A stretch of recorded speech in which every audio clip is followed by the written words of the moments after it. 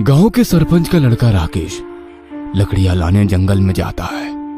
राकेश के पैरों के नीचे सूखे पत्तों की आवाज जंगल में सन्नाटे की वजह से साफ साफ सुनाई दे रही थी।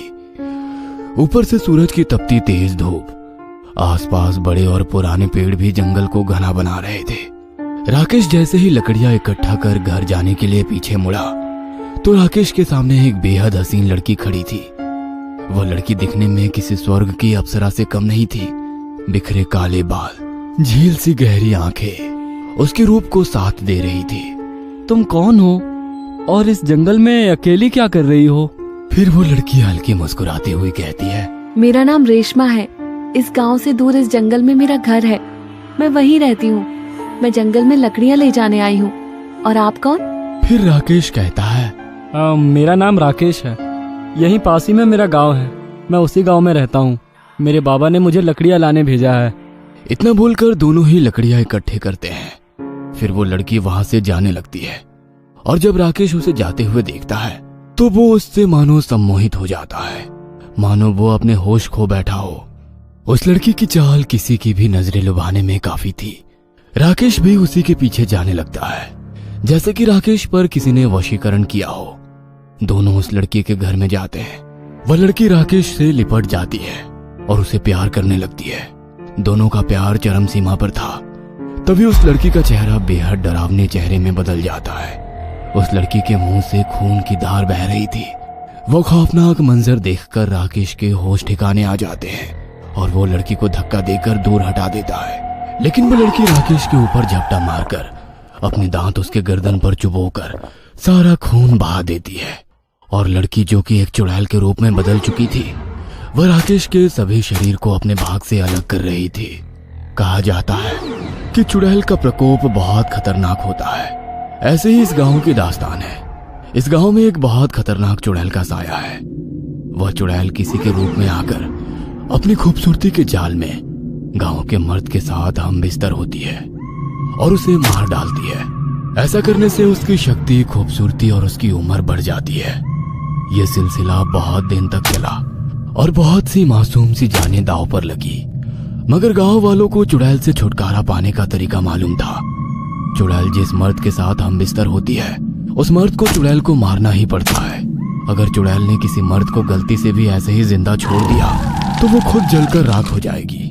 जो मर्द उस चुड़ैल के साथ गया उसको चुड़ैल ने मार दिया, पर उस बेवकूफ इंसान ने कभी चुड़ैल से छुटकारा पाने का रास्ता तक नहीं अपनाया। वैसे भी वो खतरनाक चुड़ैल उस इंसान को आखिर मार ही देती है। शहर से पढ़ाई कर विक्रम वापस अपने गांव आया था। कितने दिन बाद शहर से गांव जाने का अलग ही मजा है। जो बात गांव की हवाओं में है वो शहर में कहां। फिर विक्रम गांव में आता है। विक्रम की गांव में केवल उसकी माँ थी। पिताजी गुजर गए थे। गांव में अपनी माँ को देखकर वो बहुत खुश हुआ। माँ, कितने दिनों बाद तुझे देख रहा हूँ। फिर विक्रम की माँ खुश होकर थोड़ी धीमी आवाज में बोली, तुझे देखकर मेरी आंखों को राहत मिल गई। अब तू मेरे साथ ही रहेगा ना? हाँ माँ, मेरी पढ़ाई पूरी हो चुकी है। अब मैं तुम्हारे साथ ही रहूंगा। अगले दिन विक्रम गांव वालों की परेशानी देख एक चाचा से पूछा, और चाचा जी, इस गांव के सब लोग इतने परेशान और शांत क्यों रहते हैं? पहले तो गांव में ऐसा ना था, एकदम ऐसा क्यों? फिर वे बूढ़े चाचा विक्रम को उस चुड़ैल की कहानी बताते हैं। बेटा, इस गांव पर सदियों से एक चुड़ैल का साया है। वो अपनी खूबसूरती के जाल में फंसाकर इस गांव के मर्द के साथ हम बिस्तर होती है और उसका खून पी लेती है। कभी कभी रात में इस गांव पर उस चुड़ैल की परछाई दिखाई देती है, पर उस चुड़ैल से छुटकारा पाने का एक तरीका है। उसके साथ जो भी मर्द हम बिस्तर होता है, चुड़ैल को उसे मारना ही पड़ता है। अगर वो मर्द खुद ही अपने आप को मार ले या फिर किसी चीज से उसकी जान चली जाए तो वो चुड़ैल जलकर राख हो जाएगी। विक्रम उस चाचा की बात सुनकर हंसने लगता है। क्या चाचा जी, किस सदी में जी रहे हैं आप लोग? इस जमाने में भी कोई चुड़ैल डायन होती है क्या? ऐसा कहकर विक्रम वहां से चला जाता है। उस गांव के गहरे सन्नाटे में एक आदमी खेत में जा रहा होता है। गांव के ऊपर कहर की वजह से वह आदमी अपने पांव जल्दी बढ़ाता है। उस आदमी के गांव से बाहर निकलते ही रास्ते पर एक खूबसूरत औरत जाती हुई दिखती है। वो औरत इतनी खूबसूरत थी कि उसके सामने आसमान की परी भी फीकी पड़ जाए। सुनिए, आप इतनी रात गए कहाँ जा रही हैं? आप इस गांव की तो नहीं लगती, आप रहती कहाँ है? पर वो औरत उस आदमी के सवाल का कोई भी जवाब नहीं देती। उस औरत को जाते हुए देखकर वो आदमी उससे सम्मोहित हो जाता है और उस औरत का लचीला बदन देख वो अपना रास्ता छोड़कर उसके पीछे जाने लगता है। वो औरत किसी झोपड़ी में जा रही होती है। वो आदमी भी उसी के पीछे झोपड़ी में चला जाता है, जबकि विक्रम ने उस आदमी का पीछा कर उस औरत और उस आदमी को झोपड़ी में जाते हुए देख लिया था। विक्रम वो सब नजारा देख रहा था और फिर विक्रम को उस आदमी की चीख की आवाज सुनाई देती है। उस चीख को सुनकर विक्रम डर के मारे सहम जाता है। अरे, ये आदमी क्यों चिल्ला रहा है? ऐसा क्या हुआ होगा अंदर? उस आदमी की चीख सुनकर विक्रम भागकर अपने घर आ जाता है। कहीं उस चाचा की बात सच तो नहीं है? सच में इस गांव पर चुड़ैल का साया तो नहीं? अगले दिन गांव वालों को एक नई लाश मिलती है और इसी तरह कभी किसी का बेटा मारा जाता है तो कभी किसी का पति।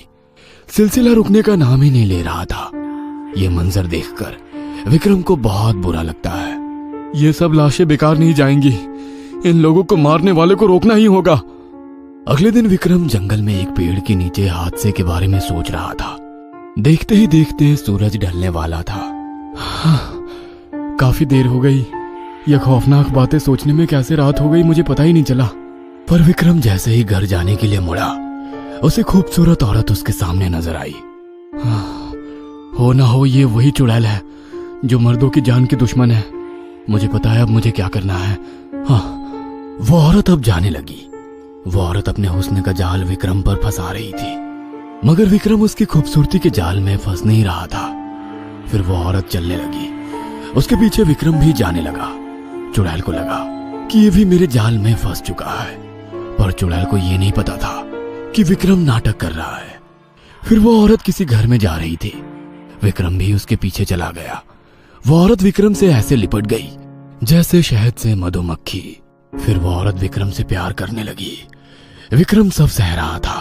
फिर धीरे धीरे वो औरत अपने प्यार की सब सीमाएं तोड़ दी और अचानक उस औरत का हसीन रूप एक दिल की धड़कन को रोक देने वाली खौफनाक चेहरे में बदल गई।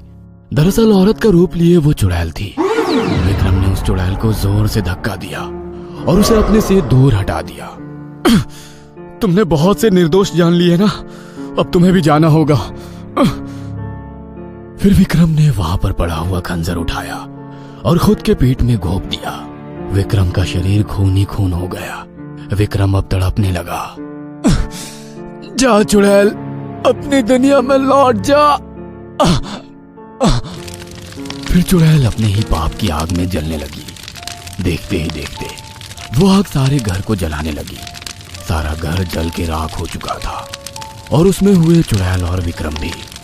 इसी तरह गांव वालों को चुड़ैल से विक्रम ने छुटकारा दिला दिया और सभी गांव वालों की दुआएं लेकर विक्रम हम सब से चला गया। वो कहते हैं ना, जो दूसरों का भला करते हैं वो कभी नहीं मरते।